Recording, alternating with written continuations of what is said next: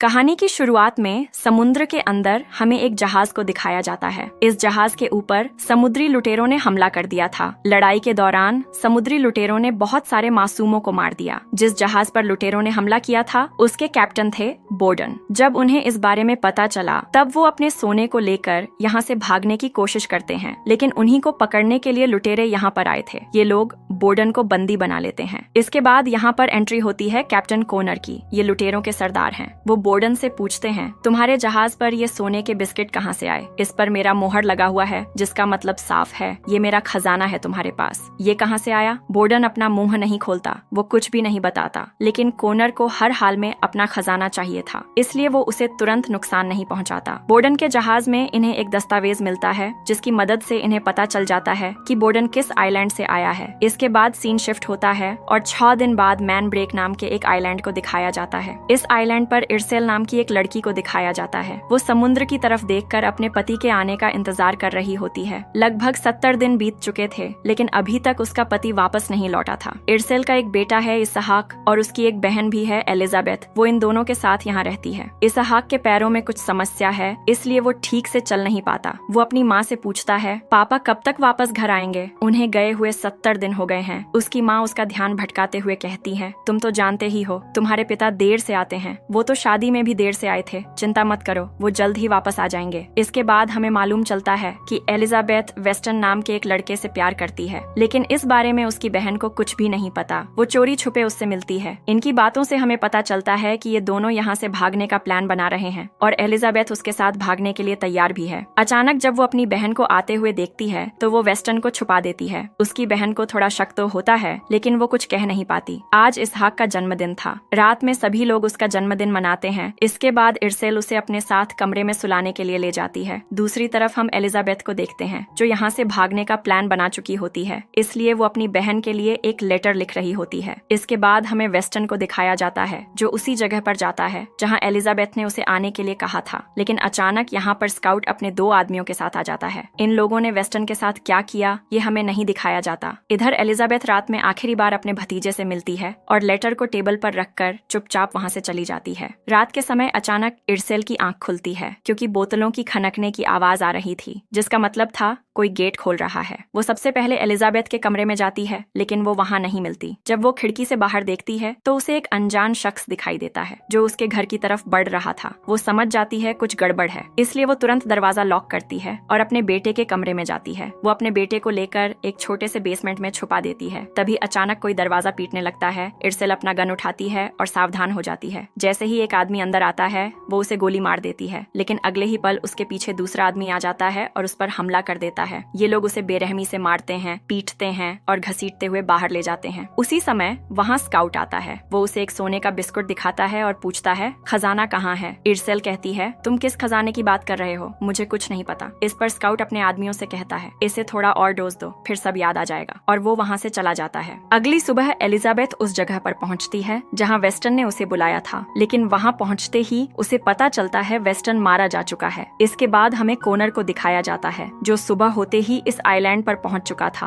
और अपने साथ ढेर सारे आदमियों को भी लेकर आया था। जल्द ही इस आइलैंड के लोगों को भी पता चल जाता है कि उन पर हमला होने वाला है। आइलैंड की तरफ आदमियों को आता हुआ देखकर सभी लोग अपने गन, हथियार और बारूद तैयार कर लेते हैं। बीवी, बच्चे और महिलाओं को गिरजाघर में छुपा दिया जाता है। पहला वार करने के लिए ये लोग गोले को रेडी करते हैं, लेकिन उसी समय इन पर हमला होने लगता है क्योंकि जो लोग इनके आइलैंड पर आ रहे थे उनके पास ऐसे हथियार थे जिन्हें इन्होंने पहले कभी देखा भी नहीं था। उनके पास गन थी जिनकी मदद से वो आइलैंड पर मौजूद ढेर सारे आदमियों को दूर से ही खत्म कर देते हैं। उसी समय यहाँ पर एलिजाबेथ भी पहुँच जाती है और जैसे ही वो इन लुटेरों को देखती है वो जल्दी से जाकर छुप जाती है। वैसे मैं आपको बता दूं, यहाँ पर जितने भी आदमी हैं वो ली के हैं। कोनर बिल्कुल अकेला है। वो इन सबको सोने का लालच देकर यहाँ लाया है और ली को सिर्फ खजाने से मतलब है। इन लोगों ने इस गाँव के मुखिया को पकड़ लिया था। जब ये लोग उससे पूछते हैं बोर्डन का घर कौन सा है, उसकी बीवी कहाँ है, तो मुखिया जवाब देता है वो सिर्फ एक मछुआरन है और तुम उसके लिए पूरी फौज लेकर आए हो। लेकिन कोनर कहता है तुम्हें अभी तक उसकी सच्चाई नहीं पता। ये लोग दोबारा पूछते हैं, लेकिन मुखिया कुछ भी नहीं बताता, जिसके बाद कोनर उसे बारूद से उड़ा देता है। उसी वक्त यहाँ पर स्काउट आता है जो इन्हीं का आदमी है। वो कोनर से कहता है तुम्हारी मासूका अब हमारे आदमियों के कब्जे में है, लेकिन शायद उन्हें ये नहीं पता था कि वो ऐसी मासूका है जिसे काबू में करना आसान नहीं है। जैसे ही ही उसे मौका मिलता है वो पलक झपकते ही स्काउट के दोनों आदमियों पर हमला कर देती है। अपने पुराने अंदाज में वो उन्हें इतना मारती है कि वो हार मान लेते हैं। जैसे ही वो एक को खत्म करती है दूसरा उस पर हमला करता है, लेकिन वो उसे भी बड़ी बेरहमी से मार देती है। उसके ऊपर सनक सवार हो चुकी थी। वो आदमी मर चुका था, लेकिन फिर भी वो उसे मारे जा रही थी। इसके बाद वो अंदर जाती है और सबसे पहले अपने बेटे को बाहर निकालती है। वो उससे कहती है, चिंता मत करो, सब कुछ ठीक है। वो इतनी नॉर्मल थी जैसे कुछ हुआ ही ना हो। ठीक उसी वक्त घर पर चर्च के फादर आते हैं। वो इर्सेल से कहते हैं, हमारे बहुत से लोग मारे जा चुके हैं। वो तुम्हें ढूंढते हुए यहाँ तक आ चुके हैं। ये वही लोग हैं। इतना सुनते ही इर्सेल समझ जाती है अब मौत का खेल शुरू होने वाला है। वो फादर से कहती है, मुझे अपने बेटे को लेकर यहाँ से निकलना होगा। फादर कहते हैं, तुम ऐसा नहीं कर सकती। तुम इनकी आखिरी उम्मीद हो। सिर्फ तुम ही इन्हें रोक सकती हो। ये लोग सिर्फ तुम्हारे लिए आए हैं। इर्सेल कहती है, ठीक है, मैं कोशिश करूंगी, लेकिन तुम्हें मेरे बेटे को यहाँ से निकालना होगा। उसी वक्त उन्हें टेबल पर एलिजाबेथ का लेटर मिलता है। तब जाकर उन्हें पता चलता है कि वो वेस्टन के साथ भाग रही है। इसके बाद इर्सेल अपने बेटे को व्हील चेयर पर बैठाती है और फादर से कहती है, तुम इसे लेकर जाओ। मैं अपनी बहन को ढूंढकर तुमसे जंगल में मिलूंगी। इसके बाद वो उसी जगह जाने लगती है जहाँ उसकी बहन और वेस्टन मिलने वाले थे। उसी रास्ते से एलिजाबेथ भागते हुए वापस घर की तरफ आ रही होती है। अच्छी बात ये थी कि इर्सेल उसे आसानी से ढूंढ लेती है। एलिजाबेथ बताती है उन्होंने वेस्टन को मार दिया। इर्सेल उसे शांत करती है और फिर उसे अपने साथ लेकर निकल जाती है। इधर कोनर अपने आदमियों के साथ इर्सेल के घर पहुंच चुका था। वो चारों तरफ खजाना ढूंढता है, लेकिन उसे कुछ भी नहीं मिलता।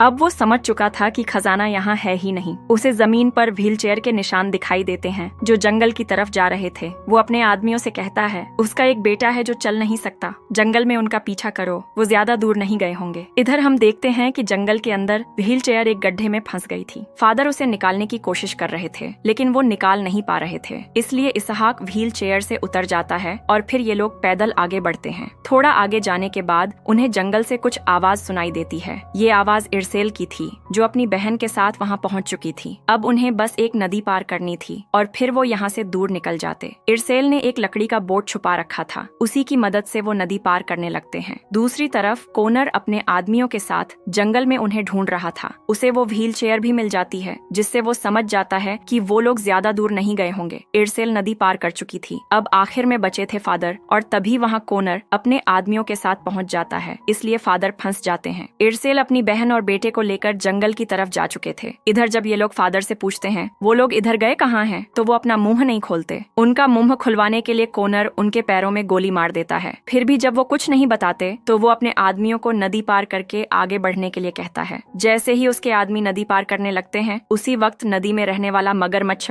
उन पर हमला कर देता है। वो उन्हें बहुत ही बुरी तरह से नोच डालता है। इधर हम इर्सेल को देखते हैं। वो अपनी बहन और बेटे से कहती है, तुम दोनों जाओ और कहीं छुप जाओ, मैं उन्हें रोकने की कोशिश करती हूँ। उसका जाना जरूरी था क्योंकि कुछ लोग नदी पार कर चुके थे। वो जंगल में आ चुके थे और चारों तरफ इन्हें ढूंढ रहे थे। जैसे ही इर्सेल को मौका मिलता है वो उन आदमियों पर हमला कर देती है और एक एक करके सबको खत्म कर देती है। जो लोग नदी पार करके जंगल में आए थे वो सब मारे जा चुके थे। उसी वक्त इर्सेल को एक आवाज सुनाई देती है। कोनर उससे कहता है, पकड़म पकड़ाई बहुत हो गई, अब मैं जितना कहूँ चुपचाप उतना सुनो। अगर तुम अपने पति को जिंदा देखना चाहती हो तो आज रात सोना लेकर अपने घर आ जाना। तुम मुझे मेरा खजाना दोगी और बदले में मैं तुम्हारा पति लौटा दूंगा। अगर नहीं आई तो मैं तुम्हारे पति को मार दूंगा। इसके बाद इर्सेल जोर से चिल्लाती है, जिसका मतलब था हाँ, ये कैप्टन की भाषा थी जिसे आम लोग समझ नहीं सकते। इसके बाद इर्सेल अपनी बहन और बेटे को लेकर एक गुफा में जाती है। इस गुफा के बारे में सिर्फ उसी को पता था। ये गुफा कई सालों से गुमनाम पड़ी हुई थी। इर्सेल ने इसे ढूंढ निकाला था और अपने सारे कीमती सामान यहीं छुपा रखे थे। अंदर जाते ही एलिजाबेथ पूछती है, ये सब क्या था? तुम उन लोगों को उड़ उड़ कर कैसे मार रही थी? इर्सेल समझ जाती है कि अब उसका राज छुप नहीं सकता, इसलिए वो सच बताती है। एक समय था जब मैं अपने जहाज की कप्तान थी, लेकिन एक दिन जब हम समुद्र से गुजर रहे थे तब कोनर ने अपने लुटेरों के साथ हम पर हमला कर दिया। उस वक्त मैं बहुत छोटी थी। उसने मेरे सारे आदमियों को मार दिया, लेकिन मुझे अपने साथ ले गया। उसने मुझे अपने गैंग में शामिल किया और मुझे भी हत्यारिन बना दिया। मैं लुटेरों के बीच पली बड़ी हूँ, लेकिन बोर्डन से मिलने के बाद मैंने सब कुछ छोड़ दिया और इस आइलैंड पर एक नई जिंदगी शुरू की। लेकिन अब ये लोग उस सोने के पीछे पड़े हैं जो उनका नहीं है। ये हमारी विरासत है और लालची लोग बिना लिए यहाँ से नहीं जाएंगे। इसके बाद इर्सेल प्लान बनाना शुरू करती है। सब कुछ तैयार करती है क्योंकि रात होने से पहले उसे सोना लेकर अपने पति को बचाने जाना था। वो अपने पुराने हथियार निकालती है। फिर वो इसहाक को एक नाव दिखाती है और कहती है, अगर मैं वापस ना आऊँ तो एलिजाबेथ के साथ यहाँ से निकल जाना, लेकिन मुझे कुछ नहीं होगा, मैं हर हाल में वापस आऊंगी। इसके बाद हम बोर्डन को देखते हैं। उसे उसके ही घर लाया जाता है। जब वो अपने घर के बाहर इतना सारा खून देखता है तो वो डर जाता है। उसे अपने बच्चे की चिंता होती होती है, लेकिन अपनी पत्नी की नहीं, क्योंकि वो जानता है उसकी पत्नी शेरनी है। एक बार फिर ली कोनर से कहता है, हमें किसी से कोई मतलब नहीं, हमें बस सोना चाहिए और फिर हमें यहाँ से निकल जाना है। ली को डर था कि कहीं कोनर इर्सेल से बदला लेने के चक्कर में कुछ गलत ना कर बैठे। इसके बाद रात का सीन आता है। सभी लोग इर्सेल का इंतजार कर रहे थे, लेकिन वो इतनी भी सीधी नहीं थी कि सामने से आए। वो एक सुरंग के रास्ते एक कुएं से निकलती है और चुपके से एक एक करके लोगों को मारना शुरू कर देती है। इस तरह वो अपने घर के बेसमेंट तक पहुंच जाती है। घर में मौजूद एक आदमी को भी वो खत्म कर देती है। फिर वो अंदर जाती है जहां उसका पति बंधा हुआ था। अपनी पत्नी को जिंदा देखकर बोर्डन खुश हो जाता है। वो कहता है, मैंने गुफा से सोने का बिस्किट इसलिए लिया क्योंकि एक ज्योतिषी है जो हमारे बेटे को ठीक कर सकता है, लेकिन कम सोना होने की वजह से सब कुछ बिगड़ गया। ये सब मेरी वजह से हुआ। इस पर उसकी पत्नी कहती है, फिक्र मत करो, सब ठीक हो जाएगा। इसके बाद जब वो उसे खोलने की कोशिश करती है तो वो नहीं खुलता, क्योंकि उसकी चाबी कोनर के पास थी। तब वो बोर्डन को एक चाकू देती है और कहती है, मैं तुम्हें बचा लूंगी, फिक्र मत करना। जैसे ही वो कमरे में आता है, उसी वक्त इर्सेल वहाँ से जा चुकी होती है। जब वो अंदर था तब बाहर इर्सेल लोगों का ध्यान भटका रही थी। उसने चारों तरफ बम फैला रखे थे, इसलिए किसी की हिम्मत नहीं हो रही थी आगे बढ़ने की। वो इन लोगों से कहती है, मैं तुम्हारा सोना लेकर आई हूँ, बदले में मुझे मेरा पति चाहिए। इन लोगों को यकीन नहीं होता तो वो उन्हें सोना दिखाती है। सोना देखते ही ये लोग बोर्डन को छोड़ने के लिए तैयार हो जाते हैं, लेकिन जैसा मैंने आपको बताया था, ली को डर था कि कहीं कोनर कोई गड़बड़ न कर दे, और वही होता है। कोनर ने अपने एक आदमी को पेड़ पर तैनात कर रखा था। जैसे ही मौका मिलता है वो बोर्डन पर गोली चला देता है, लेकिन बोर्डन की किस्मत अच्छी थी, गोली उसे छूकर निकल जाती है और फिर वहीं से शुरू होती है असली लड़ाई। इर्सेल को भी मौका मिल जाता है और वो एक एक करके लोगों को शूट करना शुरू कर देती है। कुछ देर की भयंकर लड़ाई के बाद कोनर इर्सेल को हरा देता है। बोर्डन जमीन पर गिर चुका था। उसी समय इर्सेल चिल्लाती है, तुम्हारी लड़ाई मुझसे है, उसे छोड़ दो। लेकिन इन दोनों के बीच पुरानी दुश्मनी थी और कोनर को बदला लेना था। वो कोई समझौता नहीं करता और बोर्डन को मार देता है। इर्सेल उसे बचाने के लिए दौड़ती है, लेकिन उसी वक्त कोनर उसके पैरों में गोली मार देता है। उसका पति उसकी आंखों के सामने दम तोड़ देता है और वो टूट जाती है। इसके बाद कोनर उस पर हमला करता है। वो उसे मारना नहीं चाहता था, क्योंकि एक समय वो उसकी मासूका थी, लेकिन इर्सेल ने उसे धोखा दिया था, उसका खजाना लूटा और भाग गई थी। कोनर कहता है, हार मान लो और मेरे साथ चलो, लेकिन इर्सेल हार मानने वालों में से नहीं थी। वो कुएं की रस्सियों में आग लगा देती है और कोनर को धक्का देकर कुएं में गिरा देती है। सोने के बॉक्स में छुपा बम जोरदार धमाके के साथ फट जाता है और बहुत सारे लोग घायल हो जाते हैं। इर्सेल कुएं के रास्ते सुरंग से निकलकर वापस अपनी जगह पहुंच जाती है। इस धमाके में ली के बहुत सारे आदमी मारे जाते हैं। ये सब नहीं होता अगर कोनर सिर्फ सोना लेकर चला जाता, लेकिन उसके अंदर का बदला उसे बर्बादी की तरफ ले आया। ली कहता है, अब और लोग नहीं मरेंगे, हम यहाँ से वापस जा रहे हैं, मिशन खत्म। लेकिन कोनर मानने को तैयार नहीं था। बहस बढ़ती है और दोनों गन निकाल लेते हैं, लेकिन कोनर पहले गोली चला देता है और ली को मार देता है। अब ली के सारे आदमी कोनर के कब्जे में आ जाते हैं। वो उनसे कहता है, इतने लोग मर गए और अब तुम खाली हाथ लौटना चाहते हो। अगर हमें वो सोना मिल गया तो हम सब मालामाल हो जाएंगे। जो सोना वो लेकर आई थी वो नकली था, असली सोना अभी भी उसके पास है। कोनर की बात सुनकर ली के सारे आदमी उसका साथ देने को तैयार हो जाते हैं। इधर हम इर्सेल को देखते हैं। वो बुरी तरह घायल थी। एलिजाबेथ उसका इलाज कर रही थी। वो उसके पैरों से गोली निकालती है और टांके लगा देती है। यहीं इर्सेल बताती है, बोर्डन अब इस दुनिया में नहीं रहा, वो हमें छोड़कर जा चुका है। दूसरी तरफ कोनर के आदमी उसके पूरे घर को आग लगा देते हैं और कुएं के रास्ते उस सुरंग को ढूंढने लगते हैं जहाँ से इर्सेल भागी थी। खून के निशानों का पीछा करते हुए वो उस सुरंग तक पहुँच जाते हैं। उधर इर्सेल भी पूरी तैयारी कर चुकी थी। उसे पता था अब ये लड़ाई किसी एक की मौत पर ही खत्म होगी, या तो वो मरेगी या कोनर। उसकी बहन और बेटा भी उसका साथ देने को तैयार हो जाते हैं। ये सभी लोग अलग अलग जगह हथियार और बारूद छुपा देते हैं। इर्सेल फिर कहती है, तुम दोनों यहाँ से निकल जाओ, मैं सब संभाल लूंगी। कुछ समय बाद कोनर अपने आदमियों के साथ वहाँ पहुँच जाता है। इर्सेल पहले से ही छुपी हुई थी और जैसे ही मौका मिलता है वो फायरिंग शुरू कर देती है। एक एक करके वो कई लोगों को मार गिराती है। जो उसके करीब आते हैं उन्हें भी वो अंधेरे का फायदा उठाकर खत्म कर देती है। इस तरह कोनर के कई आदमी मारे जाते हैं। आखिर में कोनर चिल्लाता है, बाहर आओ और मुझसे सामने से लड़ो। इधर मौका देखकर एलिजाबेथ इसहाक को लेकर निकलने लगती है, लेकिन तभी स्काउट वहाँ पहुँच जाता है। वो एलिजाबेथ को पकड़ लेता है, लेकिन इसहाक हिम्मत दिखाता है और उस पर हमला कर देता है, जिससे एलिजाबेथ को भागने का मौका मिल जाता है। लेकिन जैसे ही वो निकलने वाली होती है, स्काउट फिर से उसे पकड़ लेता है। अपनी जान बचाने के लिए एलिजाबेथ एक रस्सी खींचती है और एक तीर निकलकर सीधे स्काउट की छाती में जा लगता है। जब एलिजाबेथ उसके पास जाती है तब वो उसके गले में वही लॉकेट देखती है जो उसने वेस्टन को दिया था। उसे तुरंत एहसास हो जाता है कि इसी आदमी ने वेस्टन को मारा था। वो उसके पास से वो लॉकेट निकाल लेती है। इसके बाद हम कोनर को देखते हैं जो ऊपर खड़ा इर्सेल का इंतजार कर रहा था। जैसे ही इर्सेल वहाँ पहुँचती है, इन दोनों के बीच भयंकर लड़ाई शुरू हो जाती है। जाती है। लंबी लड़ाई में कोनर बार बार उस पर वार करता है, उसे घायल करता है। आखिरकार वो इर्सेल को जमीन पर गिरा देता है और कहता है, अब भी मौका है, हार मान लो। लेकिन इर्सेल हार मानने वालों में से नहीं थी। वो अपने पति की मौत को याद करती है और हार मानने से बेहतर मरना पसंद करती है। उसकी आंखों में अब सिर्फ बदला था। कोनर भी समझ जाता है और उसकी आखिरी इच्छा पूरी करने के लिए तैयार हो जाता है। वो उसे मारने ही वाला होता है कि तभी उसकी बहन एलिजाबेथ वहाँ पहुँच जाती है और बिना देर किए कोनर पर गोली चला देती है। उसी पल इर्सेल को एक मौका मिल जाता है। वो खुद को संभालती है, धीरे धीरे उठती है और पूरी ताकत के साथ कोनर पर आखिरी हमला करती है। इस बार कोनर नहीं बचता, वो मारा जाता है। लेकिन इस लड़ाई ने इर्सेल को भी बुरी तरह घायल कर दिया था। वो भी थककर जमीन पर गिर पड़ती है। दूसरी तरफ उसका बेटा नाव लेकर उनकी तरफ आ रहा था। तभी उसे एक सच्चाई का पता चलता है।